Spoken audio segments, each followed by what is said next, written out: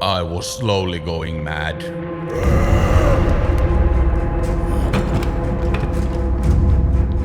In all of the lands, I could not find what I was searching for. I had to do something about this. There is an old saying, passed down to man by the gods. If you want something done right, do it yourself. I gathered the seeds from Helheim. I used the fertile soils of Midgård. I bent Njord, the god of water, to my will. Sol drove her carriage over the heavens and smiled upon me. For what felt like eons, I put my own sweat, blood, and anger into this one thing. I now have something that pleases both me and the gods alike.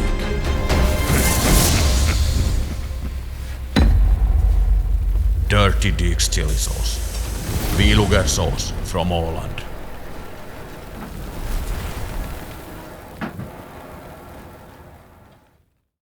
This episode has been color graded with Dehancer. Use my promo code SHOWBERG10 for a 10% discount off your purchase. By using my promo code, you support this channel.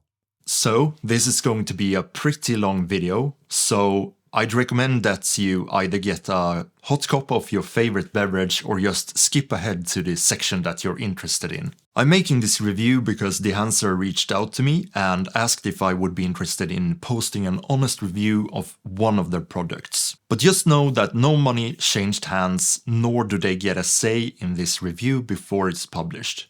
They actually asked me to be 100% honest, and that's 100% what I'm going to be. I shot this commercial to be able to put Dehancer to the test. I wanted to get a real sense of what Dehancer would mean for me in my workflow, and I'm really glad that I did. For me, it's important that the tools that I use are versatile and applicable to various situations, and I wasn't interested in only getting that vintage film stock look, even though Dehancer is probably most known for that. As a Final Cut user, I feel like I'm a bit restricted when it comes to color grading. Don't get me wrong, it's amazing, you can do amazing grades with it, but it's nowhere close to Davinci Resolve in terms of color grading. What makes Dehancer different from most other plugins is that they've actually added some really cool features that kind of makes Dehancer stand out from the rest of the similar plugins that are available as of making this video. If you want to skip ahead and see my final thoughts, this is where to skip to. But if you'd like to see me grade the footage from this commercial and learn how Dehancer works, then I think you should stick around. So, here we are inside of Final Cut, and I'm going to show you how I used Dehancer to grade this commercial that I shot. So, the way I color correct my footage is actually by using presets in Final Cut. So, I've made a couple of presets. The one that I always use for my talking head does already contain Dehancer Pro. So I'm going to take this preset, and the first thing I'm going to do is to delete Dehancer to get away from all the corrections that I did in that. So this is the image that we are left with. But one thing that we need to keep in mind with Panasonic Vlog footage is that it actually adds quite a lot of magenta to the image. So we're going to correct that with the hue saturation.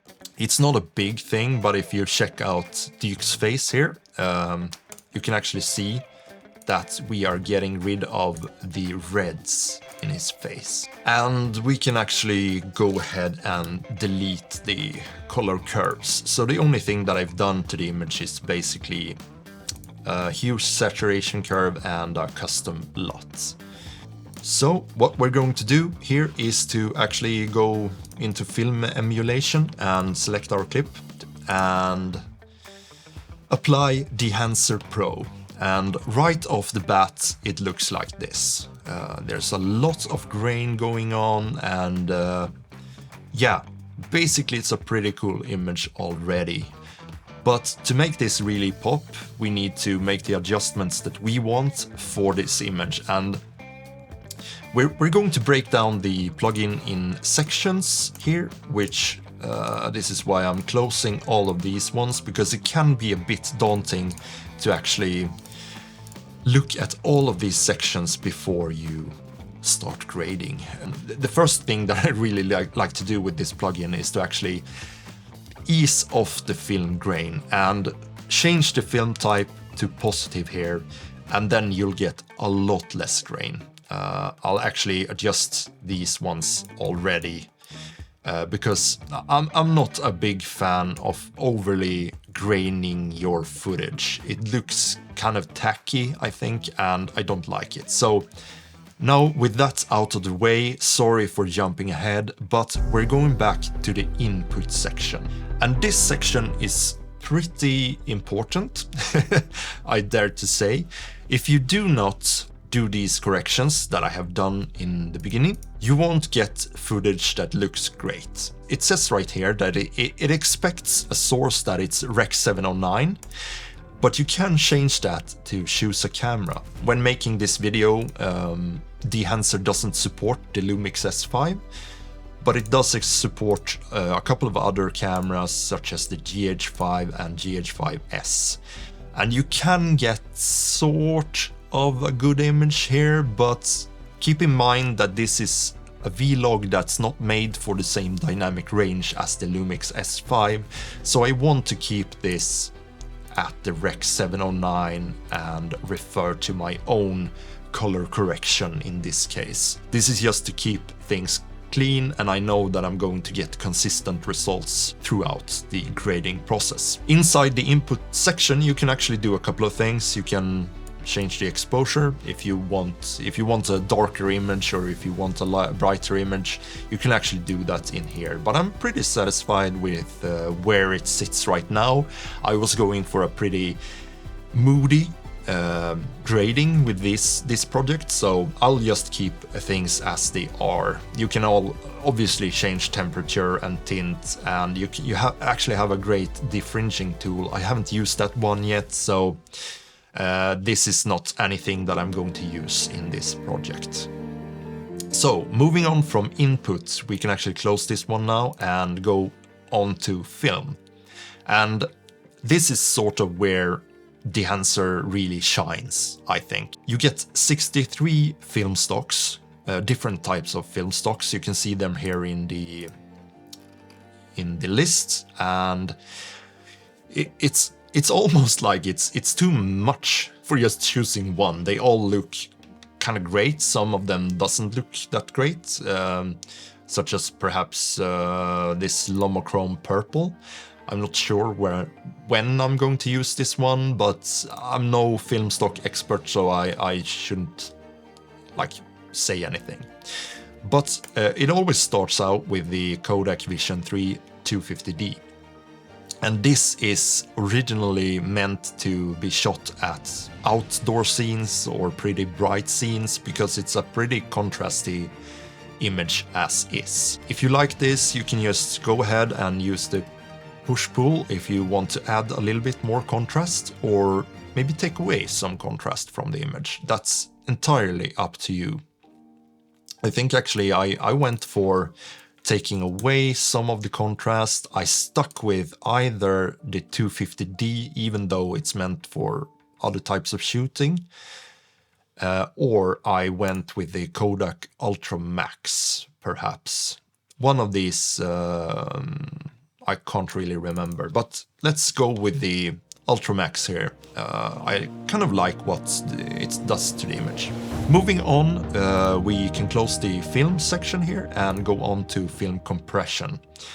And this is something where, if you check out the lights here in the background, those are these ones in the scope here. So if you actually engage this one, you can see that highlights are being dulled down, the image looks a lot more flat, but you can adjust the impact slider here. You have the impact slider on basically every section here in in Dehancer. So I kind of liked this look, so I actually went for dulling down highlights a little bit. The next section here is called Expand, and this basically controls the black and white point, the brightest and the darkest levels of your image. But one thing that you need to keep in mind is that if you keep the color mode on normal, it will actually introduce some color shifts into your image. So just go to this one and choose Luma, and that will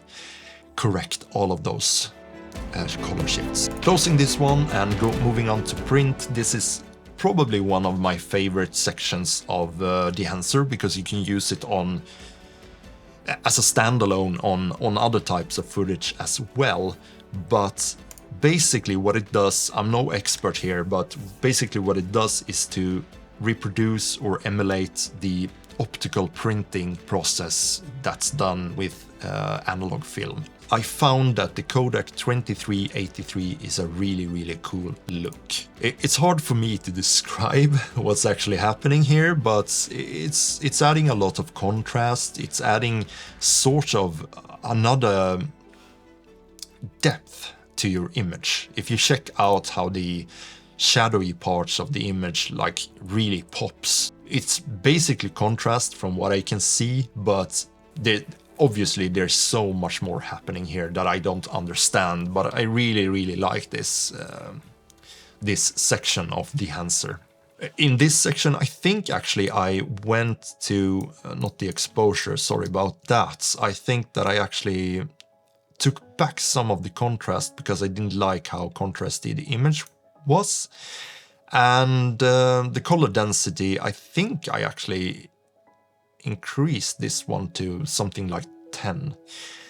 And something that I'm noticing now is that we don't really get the warm tone from the fire here. So I think I want to go back to the inputs section and adjust the color temperature just a little bit to get that warm tone back on his face and to cool off the background a little bit. I really like how you can change this in post. This looks so much more cinematic to my eyes, that you have a little bit of color from the fire here. The skin tones aren't exactly the thing that I'm trying to preserve here. I'm just trying to introduce a filmic look to this image. And we're going to open up the color head section. As you can see here, if I introduce some more red to the footage, we're going to see a little bit more of that fire here, which can be a bit cool, but maybe not too much. Actually, I'm going to back it off a little bit, but just introducing a little bit more red to the footage looks great. And I'm going to go down to the shadows, midtones and highlights tones. The midtones, here you can also introduce some warmth into your image, and I think I'm actually going to introduce some more here.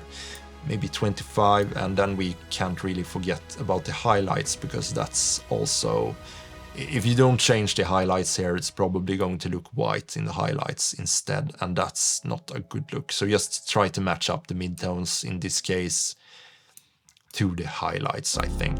So we're getting back to the film grain here, and basically I just set everything to the position I want them to. Basically, maybe we can increase the grain a little bit. It's not an overlay, it actually bakes in the grain into the footage, which makes it looks really good. You have so many parameters here you can change. I'm not going to talk about everything, but these ones are really good to know about, that you can adjust the shadows, midtones and highlights to get the grain pattern that you want in those.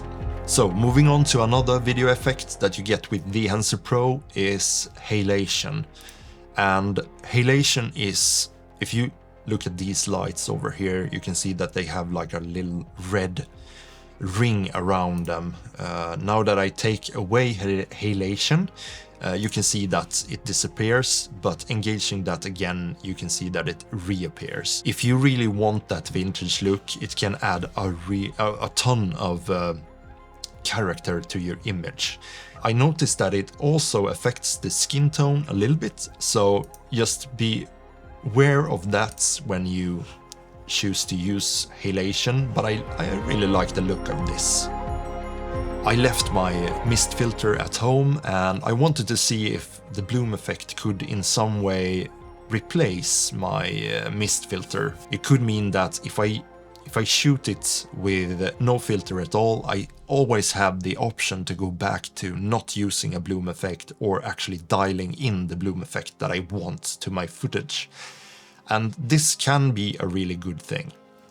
So, is the bloom effect any good? Well, I'm going to engage it here and you'll see for yourself. It looks pretty sick, actually. It looks really, really cool. And the way that I used it, as you can see, it's a little bit too much. You can actually see that it's an effect. But if you dial it down and decrease the saturation a little bit, I think maybe amplify a little bit less too. I think that the subtle little nuances that it gives to the image could actually replace a mist filter for me personally. I'm pretty happy where it sits right now. This is off and this is on. Yeah, I'm really happy about that. I just want a little bloom effect happening here, not anything too much. Maybe in this shot I wouldn't feel the need for it. We can actually try it and see. You could use it to actually direct the viewer's sight to your subject. I think that in this case we're already basically highlighting our subject pretty well, but if we want to make that effect even stronger, I think that I could back off a little bit on this one.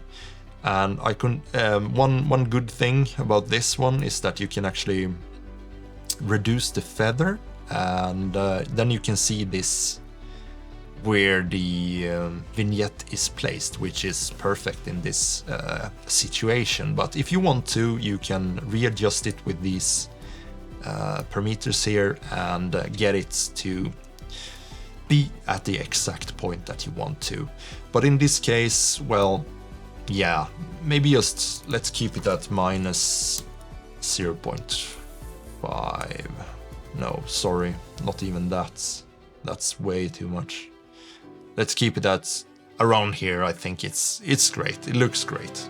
These two effects isn't anything that I used in my commercial, so I'll actually leave these ones, but I'll show you on screen here how it looks, and you can get a sense of what the effects are doing. A very short explanation of these two effects is that when a film is being projected or run through a projector, you get a certain amount of play on the film itself, which affects the way that it's being projected on the screen. You also get some color shifting, exposure shifting, and contrast shifting with these effects. It's not something that I would use like on a day-to-day basis, but it's really nice that they are there. So this is how I use Dehancer to grade my footage inside of Final Cut. Let's move on to the final thoughts. I really like Dehancer because of multiple reasons. It's a great all-in-one solution that covers basically every type of color grading that you'd need. Whether you love vintage, clean, cinematic or stylistic gradings, you'll feel like this plugin just gives and gives. With a wide variety of grading tools like film stock emulations, analog range limiter, film grain, print section, color head, halation, bloom, vignette, film breadth, and gate weave, plus having extra exposure tools built into the plugin itself is pretty much a no-brainer for any Final Cut Pro user in my opinion. However, there are some downsides which are pretty important to disclose if you're considering Dehancer. The absolute biggest con of Dehancer is that it's an incredibly power-thirsty plugin to use, which slows down the process immensely. I'm someone who loves to edit while grading, and this project took me so much longer because of that. I ended up ditching my grade for a while just because I needed to get the edit done. It may seem like a small problem, but consider this. You've done your grade, but you want to change a couple of settings such as film grain, color density, or changing a film stock. If you change just one setting in Dehancer, you'll have to wait for Final Cut to render it out so you can have a smooth playback again. This is mostly because of the way that the video effects in Dehancer is processed and gives you a far better result than just a slap-on overlay film grain. Another possible con is that if you're relatively new to the concept of grading, it's a very overwhelming plugin to use. There's so many settings to change, and you'll easily be jumping back and forth to try and adjust certain sections to your liking if you're not used to it. I would recommend Dehancer for a slightly more seasoned user base, I suppose. If you're a newbie though, I'd recommend sticking to the built-in Final Cut plugins since you really want to learn how these work before you start buying a relatively expensive plugin like this. I guess that's it. Thank you so much for watching. If you have any questions, just leave them down below. You know what to do. Take care. Don't forget to kiss your cat. Love you. Bye.